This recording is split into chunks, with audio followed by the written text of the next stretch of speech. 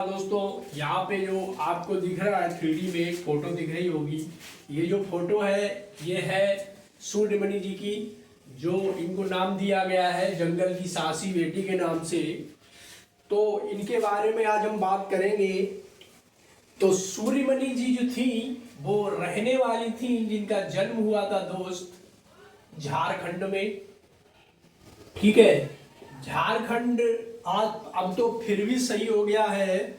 जब ये उस समय की बात है, बहुत पीछे चले जाओ 10-12 साल, बहुत ही मतलब आदिवासी टाइप का है। यहाँ सिर्फ आदिवासी रहते हैं, घने जंगल हैं और यहाँ पे कुछ नहीं है। तो उस समय क्या हुआ था, सूर्यमणि छोटी सी थी।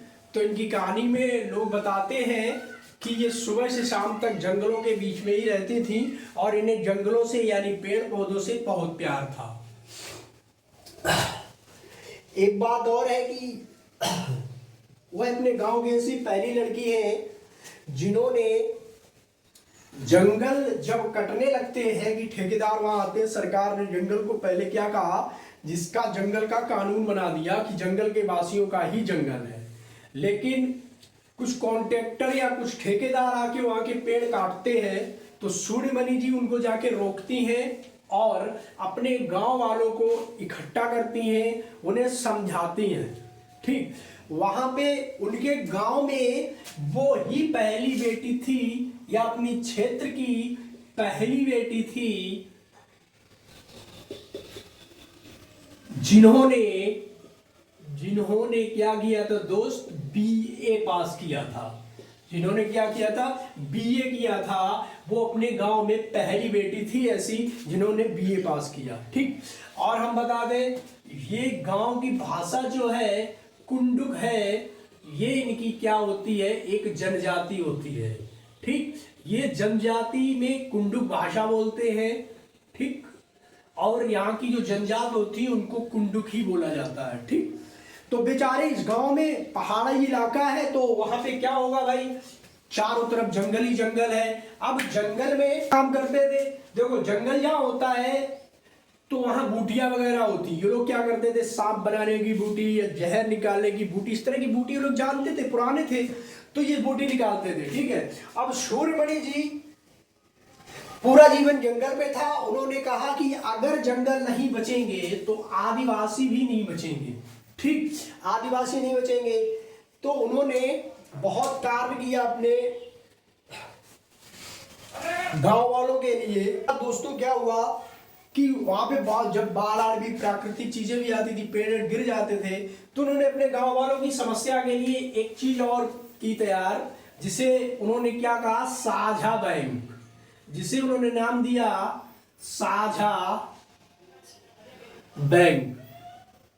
वो लोग क्या करते थे, ये लोग टोकरी वगैरह बनते थे बांस की और पेड़ पौधों की बहुत से, तो टोकरी बुन बुन के ये लोग पैसा क्या करते थे, वहां की औरतों को इकट्ठा करती थी, एक संस्था बनाई, वो सारे पैसे सभी लोग उसमें जमा करते थे। जब अगर किसी दूसरे इंसान को या किसी दूसरे को, जैसे मैं हूं, मैं भी काम कर रहा हूं और दूसरा भी काम कर रहा है मेरा मित्र, अगर उसे जरूरत है तो सब लोग मिलकर उसका काम चला देते थे। आज मुझे जरूरत है तो सब लोग मिलकर मेरा काम चला देते थे, और जो उसमें बचत होती थी तो उससे क्या, उनके परिवार का पालन पोषण तो होता ही था, उससे वो लोग जंगल के काम में और गांव के विकास का कार्य करते थे। आजकल दोस्तों हमारे यहाँ क्या होता है कि गांव का विकास कौन करेगा, प्रधान करेगा केवल। ठीक, और नगर का विकास कौन करेगा, नगर चेयरमैन करेगा, या विधायक क्षेत्र का करेगा, सांसद करेगा, ऊपर पहुंच जाते हैं सरकार तक। ये हाल रहता है तो वहां का विकास नहीं हो पाता है। सूर्यमणि जी जो आपको ईवीएस में मुख्य रूप से दिख रही है, हर साल इनसे क्वेश्चन आता है, मानो कि ये तो अमर हो गई है। तो अमर होने के लिए आपको त्याग की सबसे ज्यादा जरूरत होती है दोस्त। अगर आप किसी चीज का त्याग नहीं करोगे और सेल्फिश और मतलबी बने रहोगे, तो आपके पास पैसा हो सकता है, आपके पास पैसा हो सकता है, ख्याति भी हो सकती है, लेकिन वो ख्याति आपके रहते ही रहेगी और फिर खत्म हो जाती है। ठीक है, लेकिन आपने अगर कोई अच्छा काम किया है, उपकार किया है, कुछ त्याग भावना से, निष्काम भाव से कर्म किया है, तो भगवान आपको कहते हैं। ठीक है, दुनिया के लोग गीता पढ़ते। गीता को आप पढ़ोगे तो उसका पूरा सार यही होता है कि काम करो, सारे कर्म करो, लेकिन निष्काम। निष्काम का मतलब क्या होता है कि उसमें रत नहीं लगाना है, उसके लिए किसी का खून नहीं करना है, किसी को दुख नहीं पहुंचाना है, किसी के लिए परेशान नहीं होना है, सिर्फ अपना भगवान की आज्ञा समझकर कार्य करो। वही सूर्यमणि जी ने किया है तो आज ये अमर हो गई है। जैसे स्वामी विवेकानंद, आपको बता दूं, जिनकी मृत्यु मात्र 38 साल की उम्र में लगभग हुई थी, ठीक है, और उन्होंने इसी जीवन में आज तक वो अमर हैं। क्यों? कि उन्होंने सही से ब्रह्मचर्य का पालन किया और अपना सिर्फ कर्म किया, सिर्फ एकाग्रचित होकर ध्यान दिया, और जो बातें उन्होंने बताई वो आज बिल्कुल सत्य हो रही है। ठीक है, तो अगर आपको करना है तो यहाँ पे फिर सूर्यमणि जी की आगा साझा बैंक उन्होंने खोली। उसके बाद झारखंड जंगल बचाओ आंदोलन में इन्होंने बहुत सराहनीय काम किया। क्या था आंदोलन का नाम? झारखंड जंगल बचाओ आंदोलन। ये सूर्यमणि जी ने ही इसमें काम किया और सफलता भी मिली। ठीक है, यही जंगल की बात हो रही है। अब आगे इन्होंने क्या किया? उसके बाद इन्होंने हड़ताल वगैरह की, सरकार से बात की। तब सरकार ने क्या किया? सन 2007 में, दोस्तों मैं मिटा दूं, आपको अभी थ्योरी भी दिख रही होगी इसमें, यहां पे जंगल अधिकार कानून सरकार ने पेश किया 2007 में कि जंगल अधिकार कानून। तो इसके बारे में अगर बात करें तो सरकार ने तो 2007 में जंगल अधिकार कानून बना दिया। ठीक है, तो इसका मतलब ये हुआ था जो भी लोग जंगल में 25 साल से रह रहे हैं, जंगली एरिया में 25 साल से रह रहे हैं, उन लोगों को जंगल अधिकार कानून, उनका जंगल पे पूरा अधिकार है। ठीक है, वो जंगल से बने उत्पादों को इकट्ठा कर सकते हैं, फल। ये थोड़ी अगर अधिकार हो गया तो उन्होंने शुरू कर दी कटाई, धड़ा पेड़ काटते जाओ, ऐसा अधिकार नहीं था।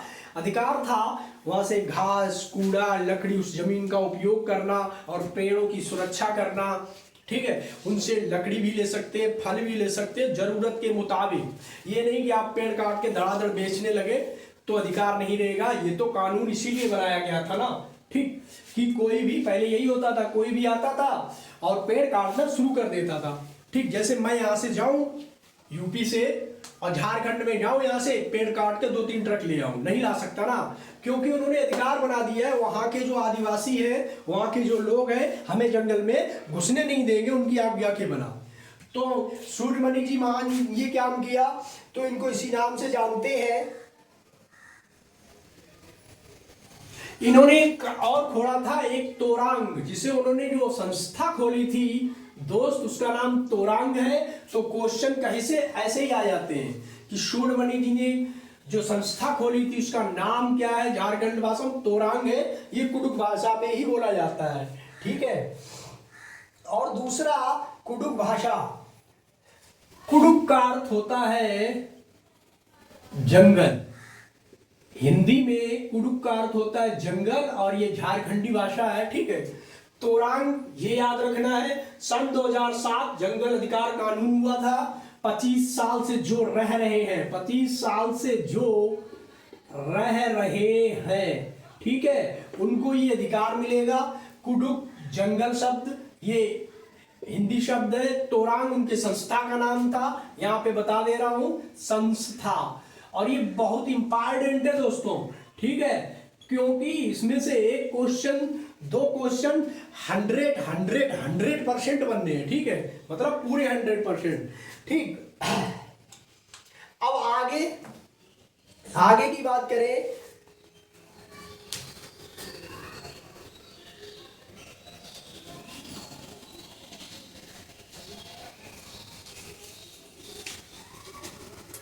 ठीक, तो यहाँ पे ये बात आपके समझ में आ गई है यहाँ पे सूर्यमणि जी की।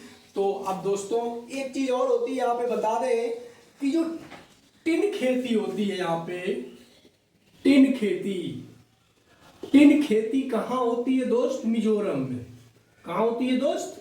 मिजोरम में। मिजोरम में टिन खेती करते हैं। कौन सी खेती करते हैं? टिन खेती करते हैं, ठीक है। और क्या होता है इसमें, और इसको टिन खेती क्यों कहते हैं? ये कॉन्ट्रैक्ट बेस होती है। कैसी होती है? कॉन्ट्रैक्ट बेस होती है। इसमें एक बार में खेत दिया जाता है और उसमें से बोली लगती है और क्या निकलता है, लॉटरी टाइप की निकाली जाती है। तो इस तरह से आखिर खेती की जाती है। और टिन खेती का मतलब होगा एक टिन बीज। एक टिन बीज जो बोया जाता है उसको हम टिन खेती कहते हैं, मिजोरम में होती है। तो दोस्तों आज की छोटी सी क्लास आपको कैसी लगी, सूर्यमणि जी की कहानी कैसी लगी, और सूर्यमणि जी के बारे में अगर हमको और भी अच्छी जानकारी मिलती है तो हम आपके लिए जरूर लेके आएंगे।